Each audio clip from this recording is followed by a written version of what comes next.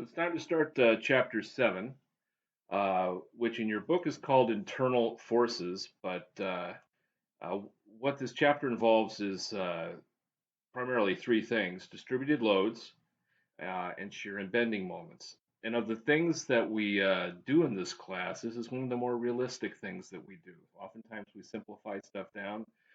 This is very much done in practice. Uh, so this is also one of those things that it's probably best just to start by looking at a simple example to kind of figure out what this is about. So I want you to consider the following beam, 10-meter long beam. What we have here is a pin support. This is an expansion joint. So as this thing heats up and cools, this could just kind of move in and out and adjust slightly. All right. When we do these problems, we will do some simplification. We are going to consider the beams that we look at to be massless, and also all of the connections we will assume to be frictionless. So both at the pin and at the expansion joint. All right. So which means if the pin is frictionless, it can't exert a torque, and with the roller being frictionless, then it can't exert a friction force in the X. All right. So if you think about what this beam here has to do, each part of this beam supports the other parts of the beam. They're all mutually working to keep this thing in place. And so if you were designing this beam, you'd say, okay, knowing that if you just only had a load here, the question you would have is how strong do you need to make the beam? And so what are the forces all and torques this thing is having to exert essentially on itself all along here to maintain its position. And knowing that, knowing the internal forces and torques that are going on, that would give you an indication of how to design the beam to support what you need to support. All right. So the question we're going to take a look at is, suppose we look dead in the center of this beam. What does it take for this half of the beam to support this half? So if we look dead in the center, what we do is basically cut the beam off, and then we'd replace the part of the beam we took away with the force in a moment to account for what it is effectively doing at that spot, and vice versa. So let's just show that. So if we went to the center of the beam, before we did that, to analyze this, we need to also, first we need to figure out what the supports are doing. So in all these problems, that'll be the first thing we do. So if we sum the moments at A for this, we'd find sum the moments here, we'd find the support here is 350, summing in the Y, we get that's 150. All right, so now we're going to go to the middle of the beam, and here's the free body diagram for that. All right, so we have the 150 here at A. Now this part, now note the beam actually extends a little past that, but there's nothing happening there. We don't care about it. All right, it's all massless, so we can just ignore it. Likewise on the other side. So what we're essentially doing here is, if you view this piece here as like a rail, almost picture what would Superman, if so, if you had a bomb comes in, blows off part of the rail, what would Superman have to do to grab onto both sides so that the train could roll over? All right. So what is he having to do to support this side and that side to keep everything in place? So we have the left half, the right half, and what this beam is effectively doing is exerting this force and moment to hold this in place. And likewise over here, this half to there. So, and that would indicate you need a material that can exert this at this spot to hold this in place, because if it can't, it's going to go and collapse. All right. So we can look at either side to do this. So if you sum forces here, 150 up, guess what? F is 150 down.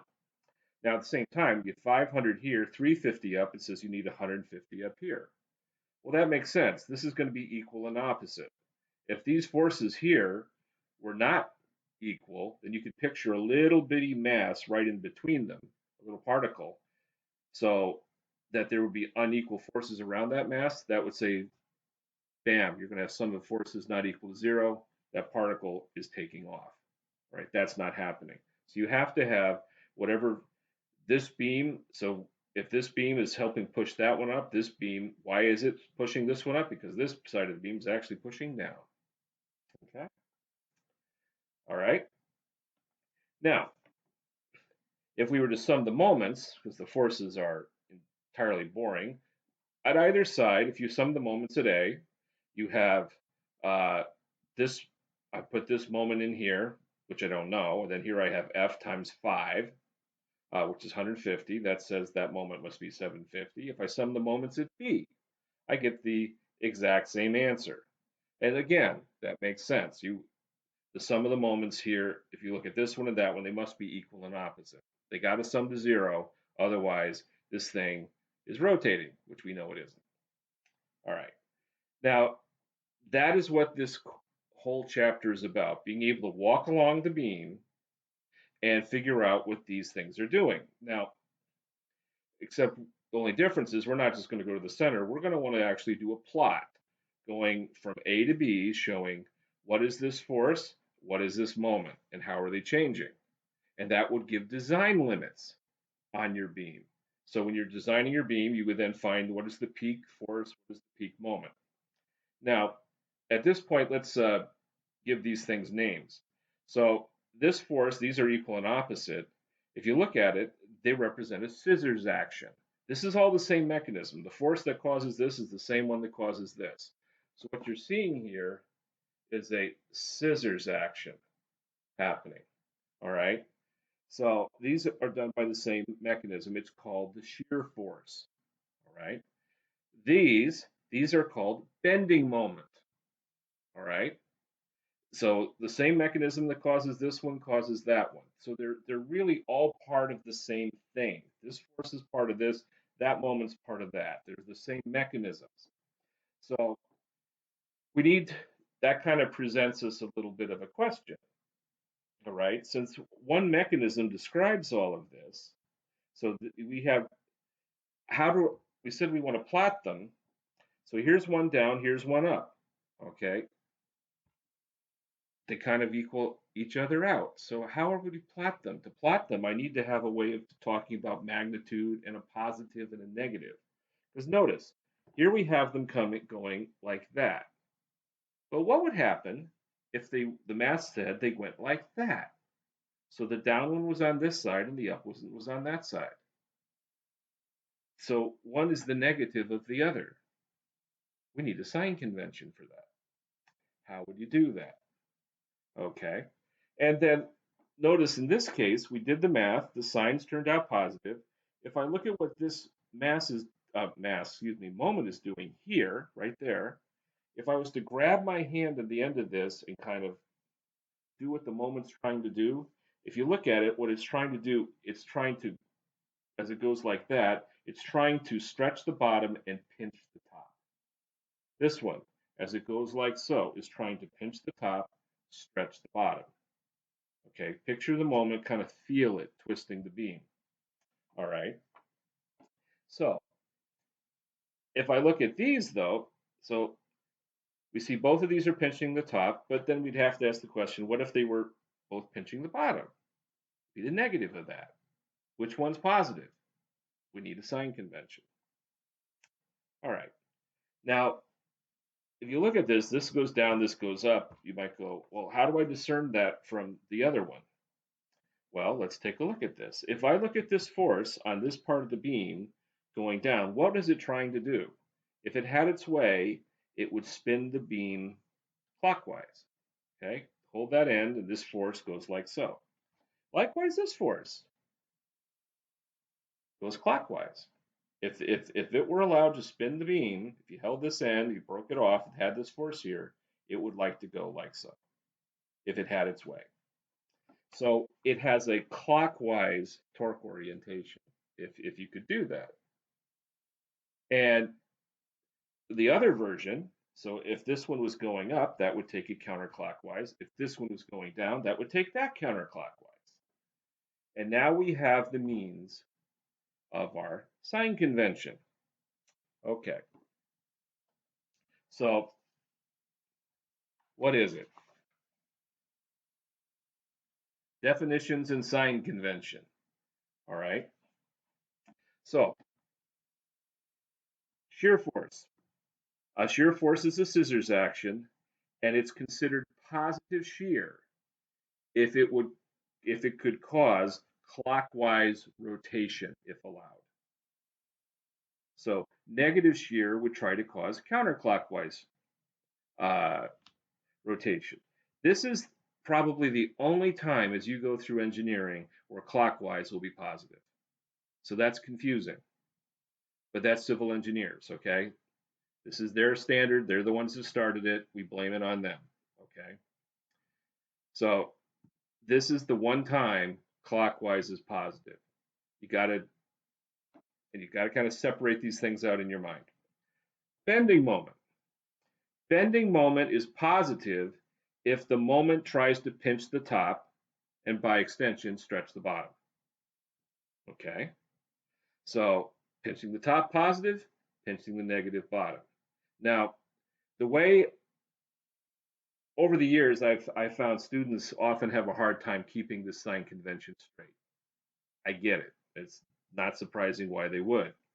Uh, but I found a very good way to remember this. It's a little crude, but it will help frame this in your mind. All right.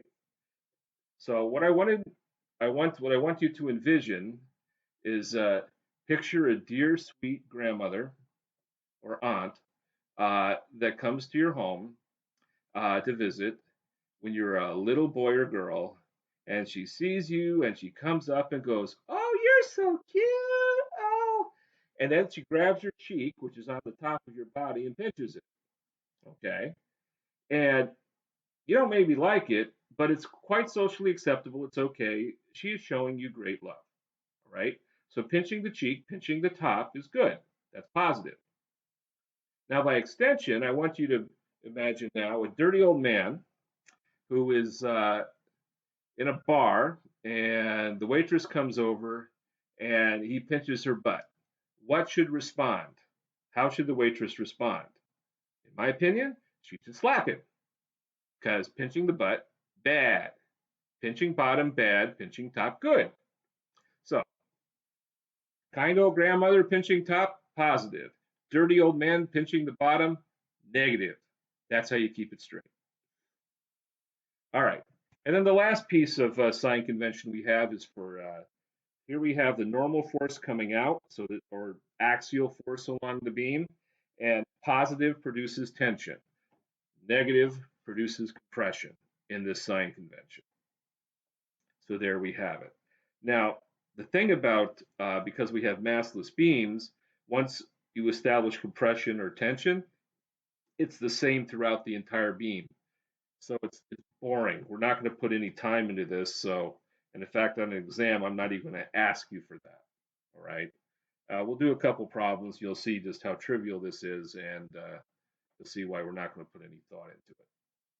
So that sets up what we're doing in this chapter. We're going to take this in stages. So we're going to just start doing some simple problems where we slowly build up the level of complication in them. So we'll start by just figuring out the shear and bending moments at specific points, and then we'll let things get a little more elaborate and we'll get to where we can go across the beam. And the whole idea is we're going to do plots as you go across the beam of the shear force and the bending moment. Both are failure modes in materials. And when you design a part, you design for the forces and moments that the part faces. And so that'll tell you the kind of material you use, the cross-sectional shape of the material.